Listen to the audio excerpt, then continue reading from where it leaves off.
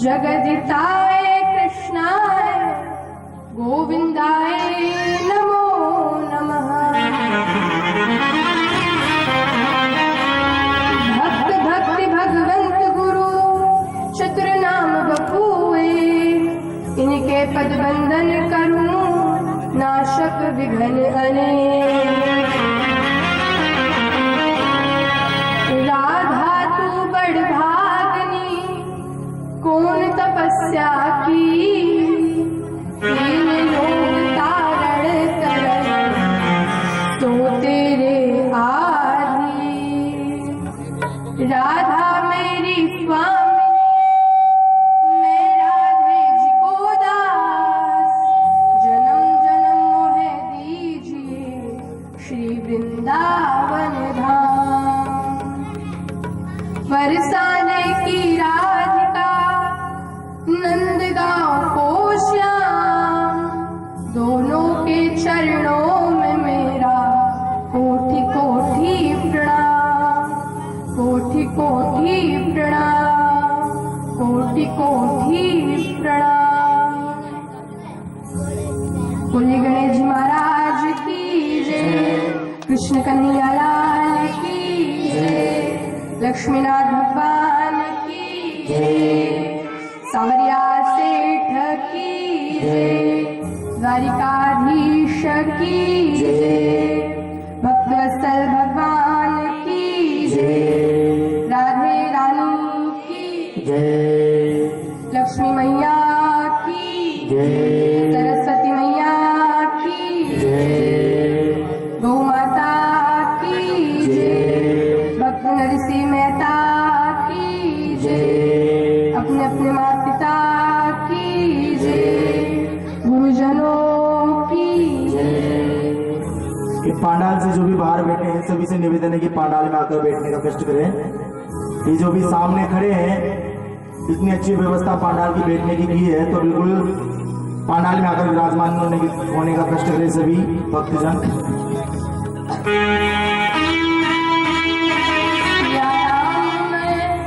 सब जग जानी करहु प्रणाम, जोरी जुग पानी यहाँ पर आए जो नर नारी, सबको श्री राधे श्याम हमारी।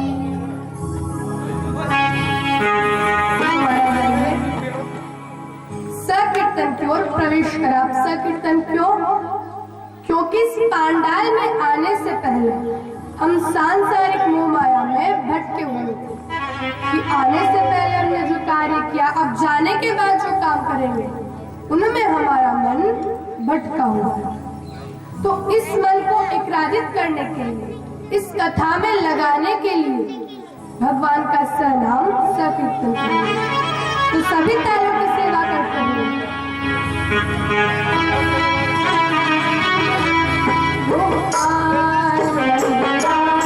कृष्ण गोविंद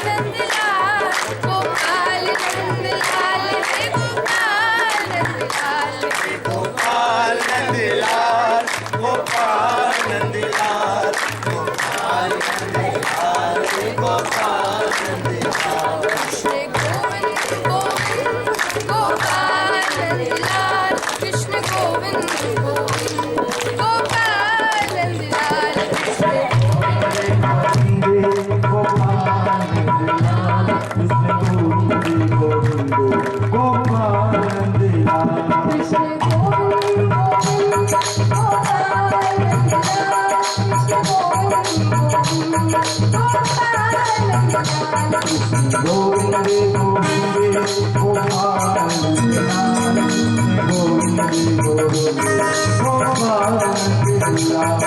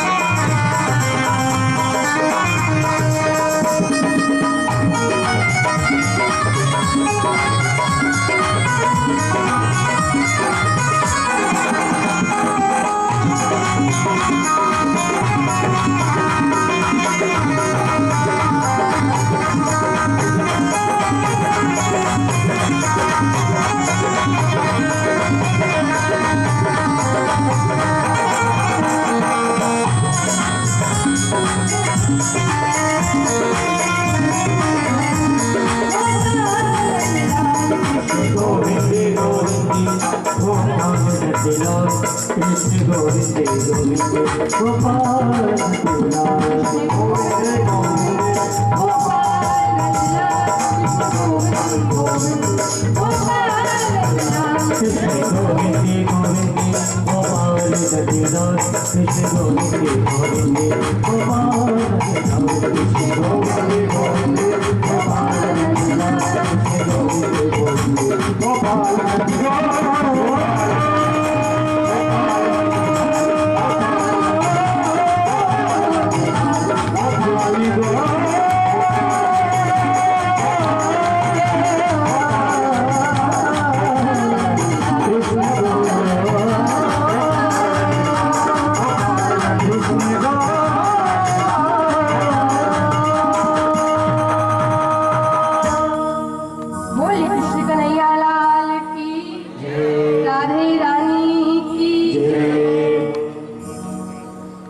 कृष्ण गोविंद श्री गणेश जी के चरणों में दंडवत प्रणाम, बाके बिहारी जी के चरणों में दंडवत प्रणाम, राधे रानी जी के चरणों में दंडवत प्रणाम, ब्राह्मण देवताओं को दंडवत प्रणाम, संत महात्माओं को दंडवत प्रणाम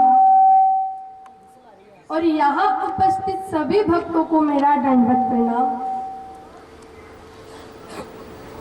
महाराज, आज से हम 3 दिवसीय नानी बाई के मायरे की कथा का श्रवण करेंगे। महाराज, आप लोग सोच रहे होंगे कि हम इस कथा को क्यों सुने, इससे क्या तात्पर्य, क्या लाभ मिलेगा। श्रीमद् भागवत कथा से तो फिर भी मोक्ष की प्राप्ति होती है, लेकिन एक भक्त की कथा सुनने से क्या प्राप्त होता है जो हम एक भक्त की कथा सुने। महाराज, जैसे भागवत कथा से मोक्ष की प्राप्ति होती है, उसी प्रकार एक भक्त की कथा सुनने से हम भगवान की गोदी में बैठने के अधिकारी हो जाते हैं। भक्त दास संग्रह करे कठन श्रवण अनमोल, सो प्रभु प्यारो पुत्र जो बैठे हरि की गोद। यदि महाराज हम भगवान के भक्त की कथा का श्रवण करें, उनकी कथा गाएं, उनके गुण गाएं महाराज, तो हम जीते जी भगवान की गोदी में बैठने के अधिकारी हो जाते हैं। जो हरि प्राप्त की आस है तो हरि जन गुण गाओ, न सुकृत भुजे भी जन्म जन्म पछताओ। यदि महाराज भगवान को प्राप्त करने की हमारे मन में आस है कि नहीं, मुझे भगवान प्राप्त करने, तो हमें भगवान के भक्त की कथा सुननी पड़ेगी। उन भक्तों के चरित्र को अपने जीवन में उतारना पड़ेगा, तभी हम भगवान की प्राप्ति कर सकते। वरना हम उसी भुने हुए बीज के समान हैं जो कभी अंकुरित नहीं होता। महाराज, ये कथा कहने का तात्पर्य सिर्फ यही है कि भगवान भक्त के लिए क्या क्या नहीं कर सकते। ये पूछो कि क्या क्या नहीं किए भगवान ने अपने भक्त के लिए। भक्त तो ये सोचता है कि मैं भगवान के पीछे पीछे चलूं और उनकी जो चरणों की धूल है वो मेरे शरीर पर है, जिससे मैं पवित्र हूं। लेकिन महाराज, भगवान क्या सोचते हैं? भगवान ये सोचते हैं कि मैं मेरे भक्त के पीछे चलूं और उसकी जो चरणों की धूल है वो मेरे शरीर पर है, जिससे मैं पवित्र हूं। महाराज, अभी आप लोग गंगा स्नान करने गए हो? नहीं गए? कोई बात नहीं, चल जाना। अब जो व्यक्ति सर्दियों में गंगा स्नान करने गए तो कुछ लोगों को देखा होगा कि सीढ़ी पर ही बैठ जाते हैं और लोटा ले लेकर ऊपर ऊपर डाल लेते हैं। अब ऐसा नहीं कि पुण्य नहीं मिलेगा, पुण्य मिलेगा। गंगा के यदि छींटे भी लग जाए तो हम पवित्र हो जाते हैं। तो ऐसा नहीं कि पुण्य नहीं मिलेगा, पुण्य मिलेगा, लेकिन जितना आनंद गंगा में डुबकी लगाने का आता है उतना उस सिद्धि वाले को प्राप्त नहीं होता। अब यदि पुण्य लेना है, पवित्र होना है तो छींटे लगा लो, और यदि पुण्य के साथ साथ आनंद भी लेना हो तो उसमें डुबकी लगाओ। इसी प्रकार महाराज यहाँ पर भी किनारे पे बैठने से कोई लाभ नहीं, इस कथा की गहराई में जाओ और विचार करो कि कैसे भगवान ने अपने भक्त के लिए 56 करोड़ का मायरा भरा। महाराज नरसिंह जी जैसे भक्त के बारे में जितना भी बताया जाए उतना ही कम है। इस पांडाल में मुझसे भी ज्ञानी भक्त प्रेमी बैठे हैं, और इन भक्तों में से कुछ भक्त ऐसे भी हैं जिन्होंने इस कथा का श्रवण किया हुआ है। लेकिन महाराज मैं अपनी बुद्धि अनुसार इस कथा का श्रवण करवाऊंगी। यदि इस कथा का श्रवण करवाने में मुझसे कुछ भूल हो जाए तो मुझे क्षमा करें। महाराज आज अपन भगवान की कृपा से भगवान की और भगवान का प्यारा भक्त नरसिंह मेहता की कथा का श्रवण करेंगे। महाराज जहाँ भक्त की कथा होती है, जहाँ भगवान की कथा होती है वहां तो भक्त सुनने जाते हैं, लेकिन महाराज जहाँ भक्त की कथा जहाँ भक्त की कथा होती है वहां कौन सुनने आता है? कोई आए या ना आए, भगवान तो जरूर आएंगे। जिसे भक्त को भगवान की कथा प्रिय है, उसी प्रकार भगवान को भी अपने भक्त की कथा प्रिय है। जैसे आप लोगों के पास कोई अनजान व्यक्ति आकर बोले कि आपको तो कितना बड़ा घर है, कितनी बड़ी गाड़ी है, खूब धन दौलत है आपके, तो वो व्यक्ति आपको कैसा लगेगा? वो व्यक्ति आपको चापलूसी लगेगा कि इसको मुझसे कुछ काम निकलवाना है, तब ये मेरे सामने मेरी ही तारीफ कर रहा है। और वही व्यक्ति आपसे अगले दिन आकर बोले कि आपके बेटे की तो क्या नौकरी है, अनाथ आश्रम खोल रखा है, गरीब बच्चे को पढ़ाता है, गौशाला खोल रखी है। फिर महाराज वो व्यक्ति आपको कैसा लगेगा? उसकी तारीफ की वो तो थाने चापलूसी लगी, पर बेटारी तारीफ की वो थाने घड़ी चौकी लगी। इसी प्रकार भगवान को जो भगवान के आगे ही पूछता है वो भगवान को इतना अच्छा नहीं लगता जितना अच्छा भगवान के आगे भगवान है भक्त के गुणगान का है। अब महाराज थे लोग सोच रहा होगा कि नरसिंह जी ने भगवान से मायरा मांगा था कि भगवान आप आना और ये लाना, वो लाना, ये लाना। नरसिंह जी ने नहीं मांगा था क्योंकि वो निष्काम भक्त थे। और भक्त कितने प्रकार के हो गए? 2 प्रकार के। कौन कौन से? निष्काम और सकाम। सकाम भक्त आप और हमारे जैसे ही होते हैं, जो सांसारिक सुख की प्राप्ति के लिए भगवान की सेवा पूजा करते हैं। हमारी सेवा पूजा में हमारा स्वार्थ छुपा रहता है। अब सांसारिक सुख क्या? जैसे कोई व्यक्ति भगवान से बोले भगवान इस घर में मैं कहाँ तक रहूंगा, अरे आप तो अच्छा सा बंगला बना दो। भगवान उसके बंगला बना देते हैं।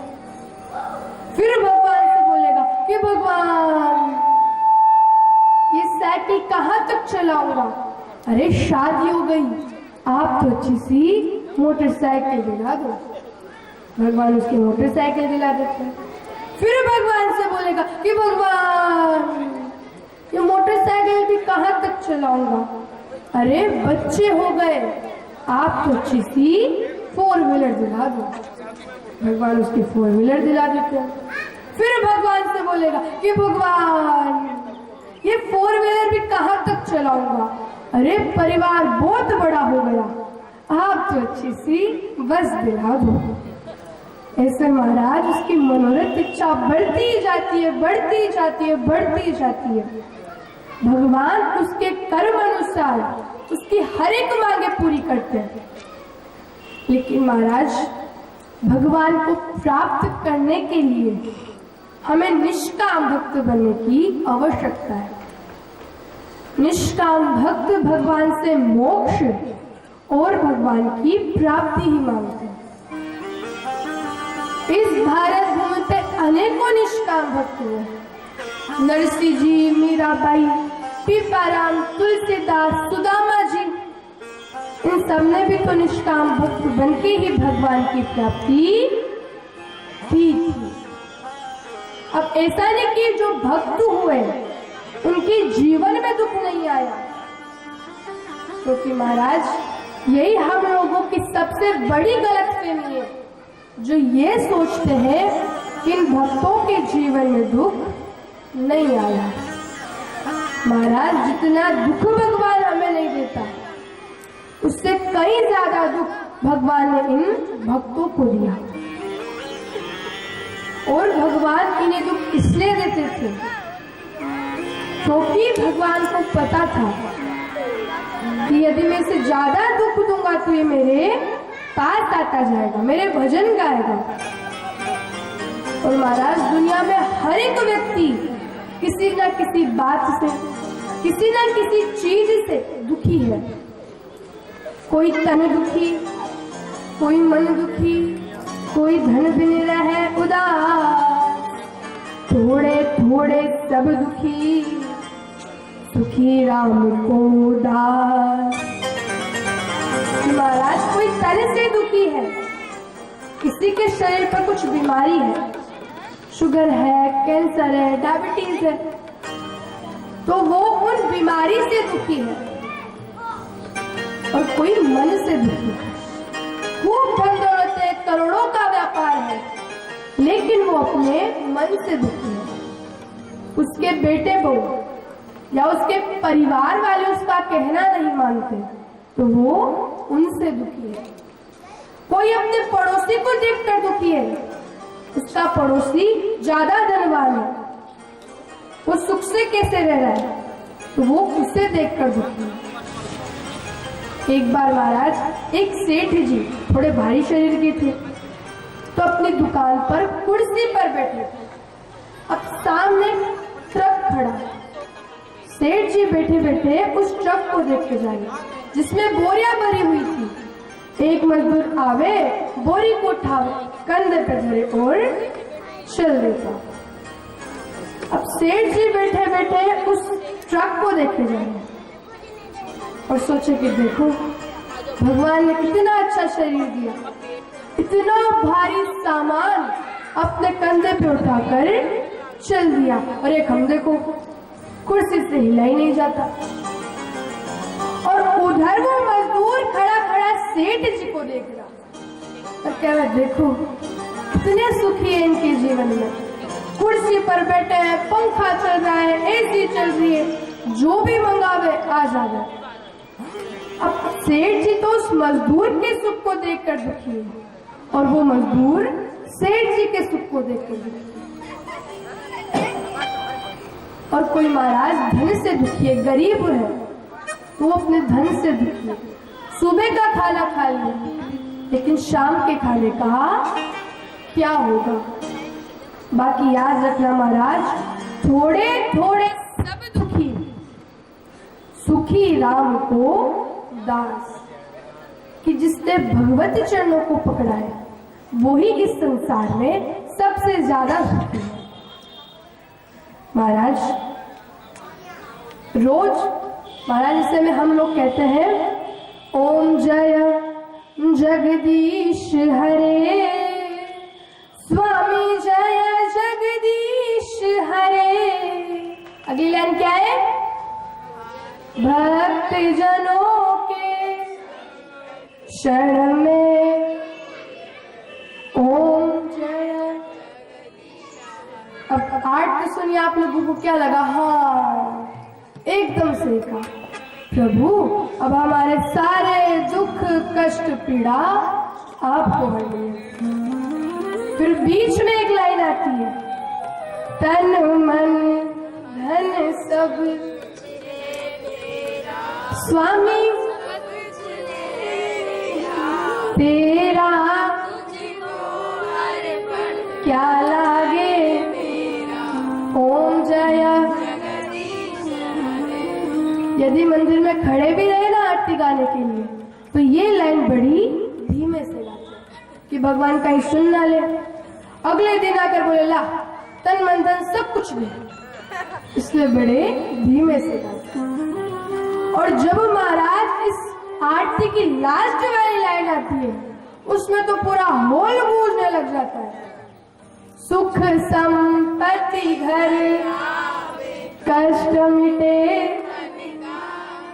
महाराज जो भी आरती गाएगा उसके घर सुख संपत्ति आएगी, वैभव आएगा, लक्ष्मी आएगी, ये आएगा वो आएगा। पड़ोसी की आवाज भगवान तक पहुंचे उससे पहले तुम सुना दो कि जितना भी देना इधर ही दे, इधर ना दे दे। महाराज क्या भगवान हमारी मदद इसलिए करेगा कि नहीं मैं इसकी मदद करने जाता हूँ, ये मुझे सोना चढ़ाएगा, चांदी चढ़ाएगा, रुपया पैसा चढ़ाएगा, मैं इसकी मदद करने जाता हूँ। रोज हनुमान चालीसा पढ़ो, रट रखिए इसलिए पढ़ लेते हैं। लेकिन जब पता चलेगा एरोप्लेन में बैठो अनाउंसमेंट हो कि एरोप्लेन का इंजन फेल हो गया, फिर जो हनुमान चालीसा निकलेगी वो दिल से निकलेगी, मन से निकलेगी।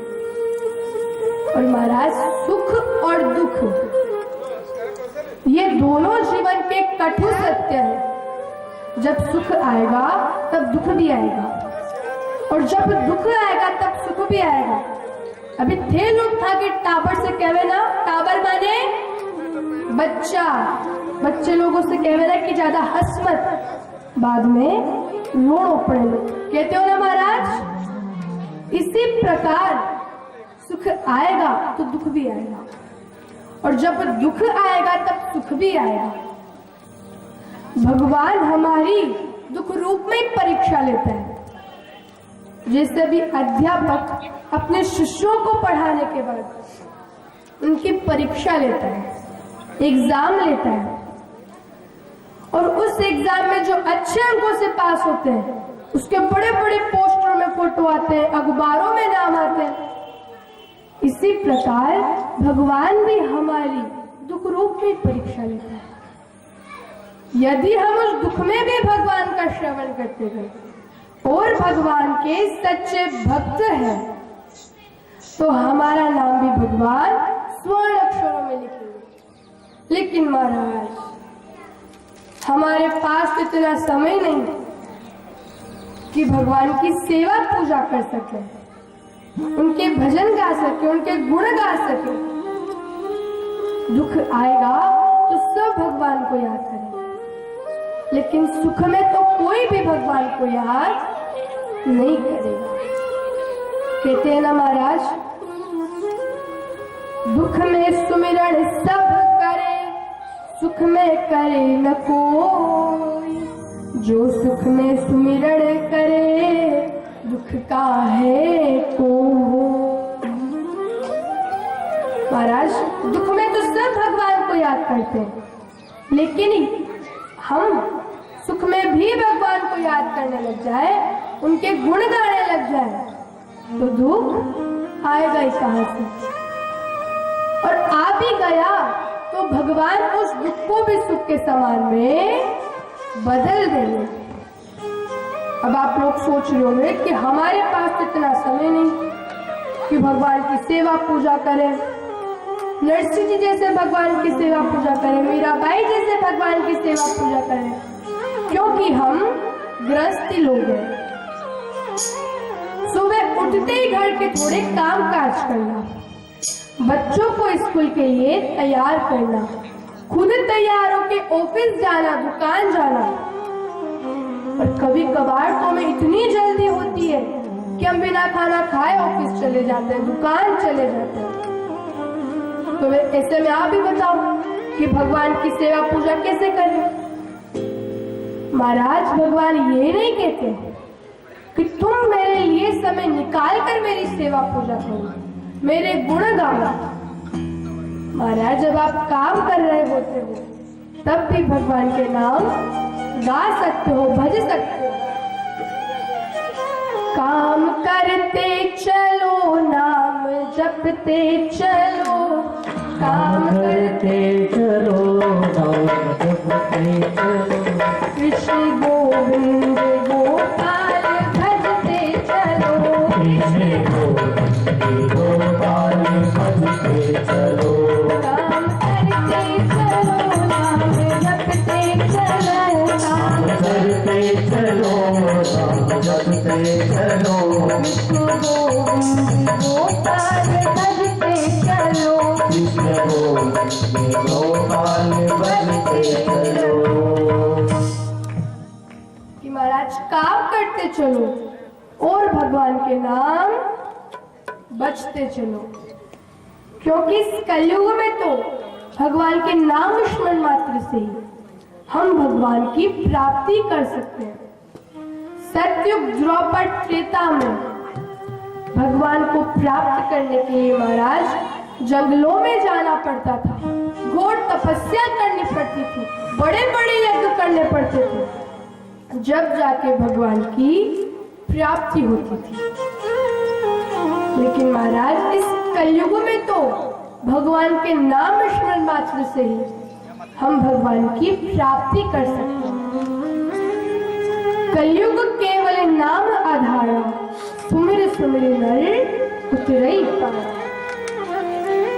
महाराज इस कलयुग में हम भगवान के नाम स्मरण मात्र से ही इस भवसागर से पार हो सकते हैं। तो महाराज नरसिंह जी की भी एक जन्म की तपस्या से भगवान प्राप्त नहीं हुए। उन्होंने भी कुल 3 जन्म लिए थे, जब जाके उन्हें भगवान की प्राप्ति हुई थी।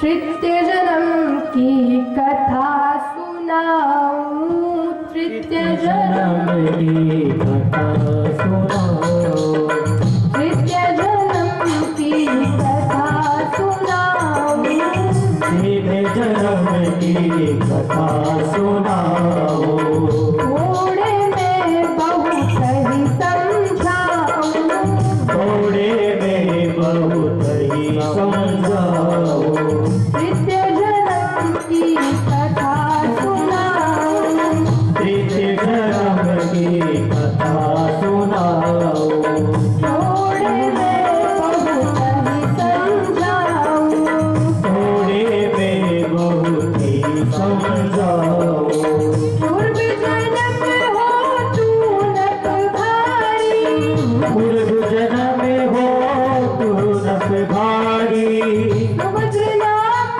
सतवंती नारी, समुद्र नामी सती बनती नारी, पूर्व जन्म हो तू नट भारी, पूर्व जन्म हो तो नप भारी, समुद्र नाम सतवंती नारी, समुद्र नाम संतवती भारी, सदावत पक्षिन को दीना, सदावत पक्षी को दीना, खग मिल घात ऋषि को गिनना, खग मिल घात ऋषि को गिना, पुण्य करत लागू तिन पापू, पुण्य करत लागो तिन पापू, प्रिया दुखित है जियो शराबू, प्रिय दुखित हो जियो शराबो, प्रिया दुखित है जियो शराबू, प्रिय दुखित हो जियो शराबो। कि महाराज नरसिंह जी की 3 जन्म की कथा मैं आप सभी लोगों को श्रवण करवाऊंगी। जितने भगवान ने मुझे बुद्धि दी है उसी के अनुसार 3 जन्म की कथा आप लोगों को श्रवण करवाऊंगी। नरसिंह जी का पहला जन्म, नरसिंह जी पहले जन्म एक राजा थे जिनका नाम सुबुद्र और उनकी पत्नी का नाम सतवंती। वो सदावर्त पशु पक्षी को दाना डालते और संत महात्माओं को भोजन करवाते थे।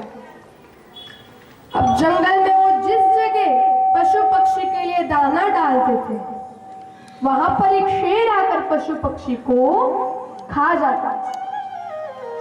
तो ऐसे एक बार वहां संतों की टोली आई हुई थी।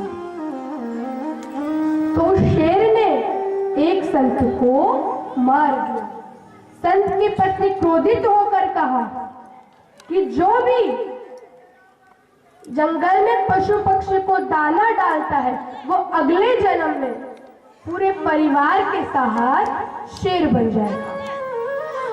नारी सहित सिंह तन धारे, नारी सहित सिंह तन धारे, नारी सहित सिंह तन धारे, नारी सहित सिंह तन धारे, वन के जंतु सकल चुन मारे, वन के जंतु सकल चुन मारे, नारी सहित सिंह तन धारे, नारी सहित सिंह तन धारे, वन के जंतु सकल चुन मारे, वन के जंतु सकल चुन मारे, वन के जंतु सकल चुन मारे, वन के जंतु सकल चुन मारे।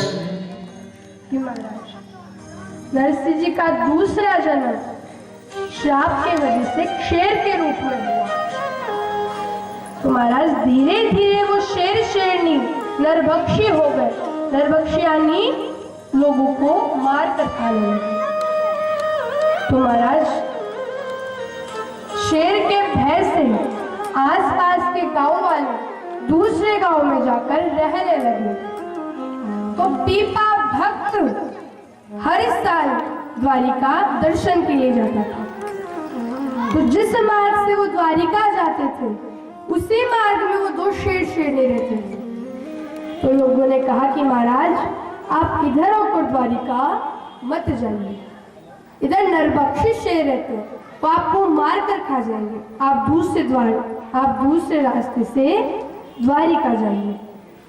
लेकिन महाराज एक भक्त को किस चीज की चिंता, वो तो हमेशा भगवान पर निर्भर रहते हैं। तुलसी भरोसे राम के निर्भय होकर सो, अनहोनी होनी नहीं, होनी हो सो हो।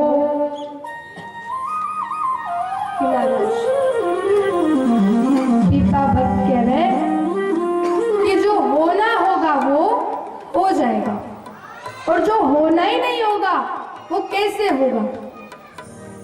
मैं तो जिस मार्ग से द्वारिका जाता हुआ आया उसी मार्ग से द्वारिका जाऊंगा। तो महाराज जब पीपा भक्त जंगल में पहुंचे वो शेर शेरनी पीपा भक्त के सामने आई। तो शेर ने पीपा भक्त को देखते ही दहाड़ने लगा। तो महाराज पीपा भक्त ने उस शेर की आंखों से आंखें मिलाकर राम नाम का उच्चारण करने लगा। राम राम पीपा जब गावा, राम राम पीपा जब गावा, राम राम पीपा जब गावा, राम राम पीपा जब गावा, हे हरि के सब पाप बिलावा, के हर के सब पाप हरावा, राम राम पीपा जब गावा, राम राम पीपा जब गावा, हे हरि के सब पाप बिलावा, के हर के सब पाप हरावा, जब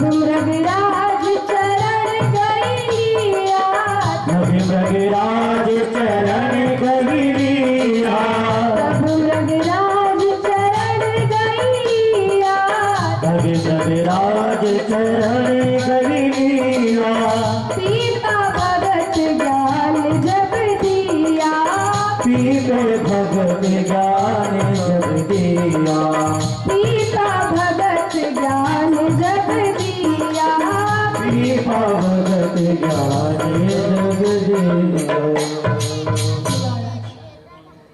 जब पीपा भक्त ने उस शेर की आंखों से आंखें मिलाकर राम नाम का उच्चारण करने लगे तो शेर को अपने पूर्व जन्म याद आ गई। पूर्व जन्म में जो भक्ति की थी वो याद आ गई। तो महाराज वो शेर पीपा भक्त के चरणों में गिर गया। तो पीपा भक्त उसे ज्ञान देते हैं कि कैसे वो पूर्व जन्म में एक भक्त था, भगवान को प्राप्त करने के लिए उसने क्या क्या नहीं किया, कितने पुण्य किए। तो महाराज उस दिन के बाद से ही उस शेर शेरनी ने भूख प्यास से उस जंगल में अपने प्राण त्याग दिए। और नरसिंह जी का अगला जन्म गुजरात के शहर जूनागढ़ में नागर ब्राह्मण परिवार में नरसिंह जी को 30वां जन्म हुआ। तो महाराज नरसिंह जी के जन्म से ही उनके शरीर पर शारीरिक दुविधा जुड़ी हुई थी। ना तो वो कानों से कुछ सुन सकते और ना ही मुंह से कुछ बोल सकते। नरसिंह जी के माता पिता भी थे, परंतु गांव में कोई महामारी जैसी बीमारी नहीं। नरसिंह जी की 5 वर्ष की आयु में नरसिंह जी के माता पिता स्वर्ग से ढाल गया। जब से उनका लालन पोषण उनकी दादी माँ जया कोरी और उनका बड़ा भाई वंशीधर करते और वंशीधर की पत्नी जी को नाम धृत गोरी और यथा नाम तथा गुण वाली कहावत तो उस धृत गोरी पर पूरी जमती थी। नाम से भी धृत, काम से भी धृत। वो नरसिंह जी ने दिन भर तंग करे, जो गुंगो कटी आई गयो, यो बेरो कटी आई गयो। अभी आप लोगों में से किसी ना किसी का तो सुबह उठने के बाद नियम ही होगा, कोई सूरज को जल प्रदान कर भोजन ग्रहण करता है, माला फेर के भोजन ग्रहण करता है, मंदिर जाकर भोजन ग्रहण करता है। तो उस धृत गोरी का एड़ा एक नियम था कि सुबह उठने के बाद वो 5-6 जोड़े से लड़ना ले, उसके गले में से तो अन्न का दाना नहीं उतरता। और जिस दिन लड़ने को नहीं मिलता उस दिन नरसिंह जी को नंबर पूरा गुस्सा नरसिंह जी के ऊपर निकलता। महाराज जब नरसिंह जी 8 वर्ष के हो गए थे उनका कर्ण नहीं खुला, इसलिए गांव में सब लोग उन्हें गूंगा बेरा के पुकारते। जय गोरी को थोड़ा दुख होता, लेकिन उसे भगवान के ऊपर पूरा विश्वास था कि एक न एक दिन मेरा ठाकुर मेरे पोते को जरूर हावलता करेगा। और भगवान की कृपा तो भगवान रे प्यारा भक्त से ही मिल सकती। और भगवान रे प्यारा भक्त कौन? संत महात्मा। कहीं भी संत महात्मा आते टोकरी नरसिंह जी को लेकर जाते और क्या महात्मा जी से कहीं भी करो, मारे पोता ने हावल तो कर दो, हावल तो कर दिया नहीं ठीक कर दो। बेचारी डोकरी नो ये भाव रहे तो। और कहते हैं ना महाराज, श्रद्धा उत्कट होने पर एक न एक दिन फलवती होती है, फलवती यानी पूर्ण होती है। तो जया कोरी की भी श्रद्धा उत्कट होने का पूर्ण समय आया। शिवरात्रि के दिन शिव जी के मंदिर में सत्संग था। डॉक्टर सोची आपा भी चला सत्संग में, भगवान के दर्शन करेगा, सत्संग में बैठेगा और वहां तो कई संत महात्मा आएंगे, हमारे पोता ने वहां का आशीर्वाद भी दिलाएंगे। और कहते हैं महाराज कि शिव भगवान सारे भगवानों में से सबसे भोले भगवान, सबसे जल्दी प्रसन्न हो जाते हैं। तो एक बार एक चोर चोरी करने के इरादे से शिव जी रे मंदिर में जा रहे।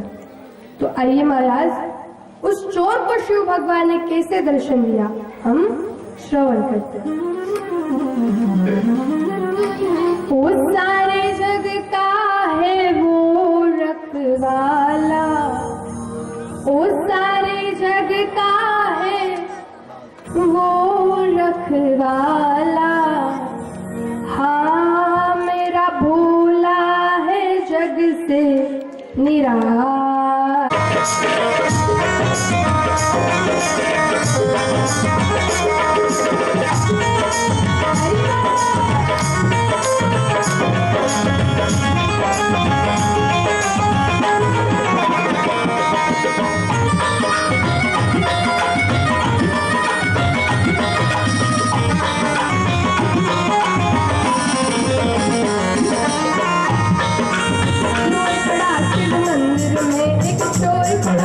मंदिर में पाप था उसके अंदर में, हो पाप था उसके अंदर में। एक चोर खड़ा शिव मंदिर में, एक चोर खड़ा शिव मंदिर में। पाप था उसके अंदर में, पाप था उसके अंदर में। घंटा आया उसे नजर जो था शिव जी के ऊपर, घंटा आया उसे नजर जो था शिव जी के अंदर। लेकिन दादा भी ऊंचा,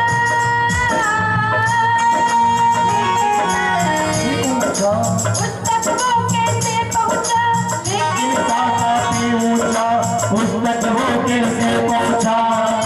इसने चक्कर में डाला, मेरा भोला है जग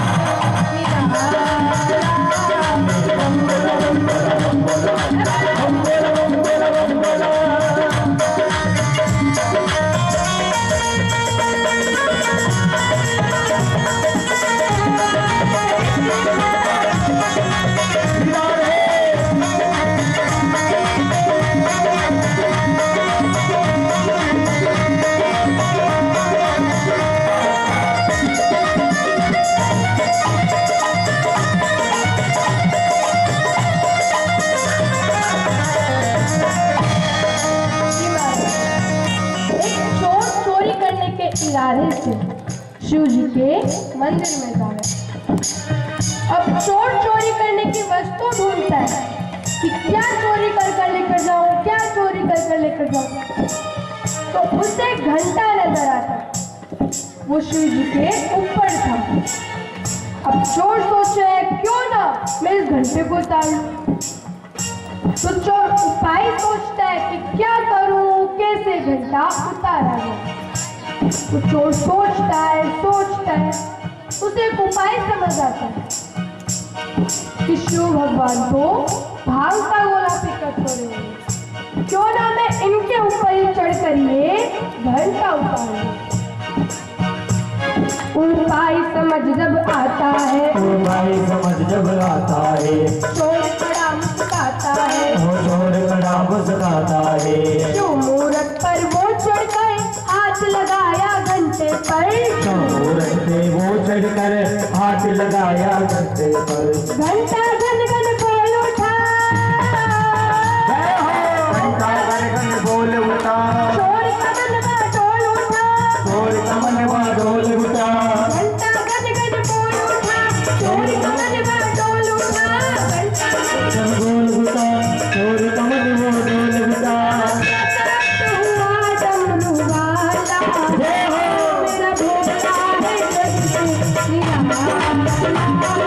बम्बोला बम्बोला बम्बोला बम्बोला बम्बोला बम्बोला बम्बोला बम्बोला बम्बोला बम्बोला बम्बोला बम्बोला।